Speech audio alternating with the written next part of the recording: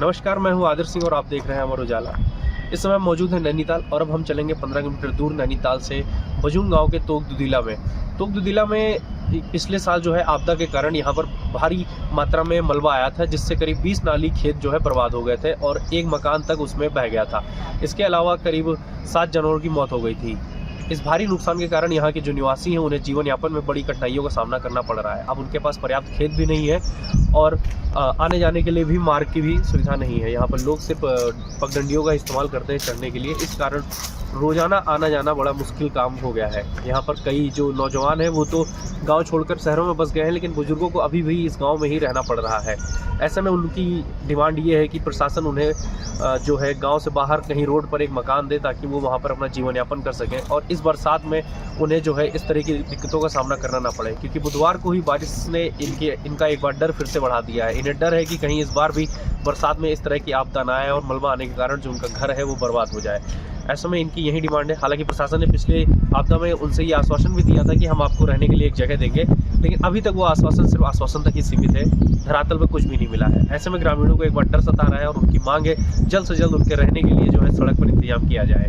चलिए हम बात करते हैं ग्रामीणों से। जी, हमारी व्यवस्था तो अभी कुछ भी यह आई 16 सितंबर को। उसके बाद फिर इनने कोई आए थे एसडीएम साहब, उन्होंने कहा 3,12,000 रुपये तो ये हैं, बाकी हम व्यवस्था करेंगे। उस दिन एक गौशाला बनाया, बाकी उसमें से कोई सुनवाई नहीं हुई। अभी हमें बहुत खतरा है यहाँ पर। तो आप क्या चाह रहे हैं? अब क्या प्रशासन यहाँ पे? तो वो कह गए हम तुम्हें मकान बना के देंगे, तीनों भाई हो। अभी तो कोई सुनवाई हुई नहीं। अब पता नहीं आगे को क्या होता है, जिन्हें क्या करते हैं। कहाँ पर मकान बनाने की बात कही थी? जहाँ पर गौशाला बना था ऊपर ही जो उनकी जमीन है भारत सरकार की, वो गए तो हम देंगे 40 नाली जमीन की। अच्छा, हाँ, तो इस पे या उसके ऊपर से भी मलबा आने का खतरा है? मलबा नहीं है, सही जगह। अच्छा, हाँ। तो आप चाह रहे हैं कि घर आप गौशाला वहाँ पर घर भी वहीं पे चाहिए हमें।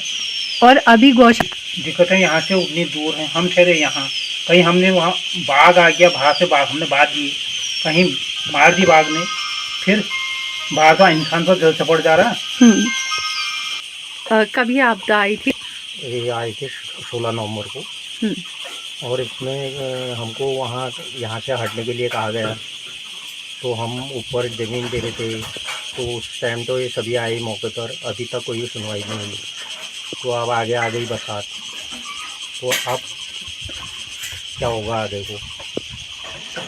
मलबा इनने रोड पहले ऊपर वाली रोड इनने खोदी और मलबा सीधे नीचे डाल दिया। इनने इनको मना करने के बावजूद भी इनने मलबा नीचे डालते रहे, और ना तो इनने नीचे कोई मतलब जाल वगैरह डाले, तो सीधे हमारे उसमें गौशाले के पीछे आगे भाई साहब के गौशाले के पीछे। तो आज हमारी ये तबाही देखनी पड़ रही है। हमारी मांग ये है कि हमको 4-5 महीने यहाँ से बरसात से कहीं दूसरी जगह शिफ्ट किया जाए। तो हमारी ये है कि मतलब हमारे पास कोई काम नहीं है, मतलब घर चलाना भी मुश्किल हो गया हमारे लिए। तो हमारा कोई मतलब बाल बच्चे भी कोई सर्विस उसमें नहीं है, सब गरीब पे हैं। तो आगे के लिए हमें बहुत समस्या आ रही है इसके लिए। आपदा में आपको क्या क्या नुकसान हुआ था? आपदा में मेरा तो पूरे खेत दब गए, यहाँ पूरी ज़मीन दब गई, पीछे ज़्यादा ज़मीन थी वो सारी दब गई, और थोड़ी बहुत ही बची है मेरे पास आगे के साइड। ये ऊपर से पहाड़ की जगह है, तो जानवरों के लिए तो हमारे वहाँ बना रखा है, तो हम वहाँ जानवर बांध देंगे और हम कहाँ रहेंगे? बरसात अभी से शुरू है, हमारे रहने का कोई साधन नहीं है। इसलिए हम ये कहना चाहते हैं कि हमारे रहने की व्यवस्था कर दें। आपके राज्य की खबरें, आपके शहर की खबरें सबसे पहले जानने के लिए देखते रहें अमर उजाला। चैनल को सब्सक्राइब जरूर कर लें और पाएं हर अपडेट।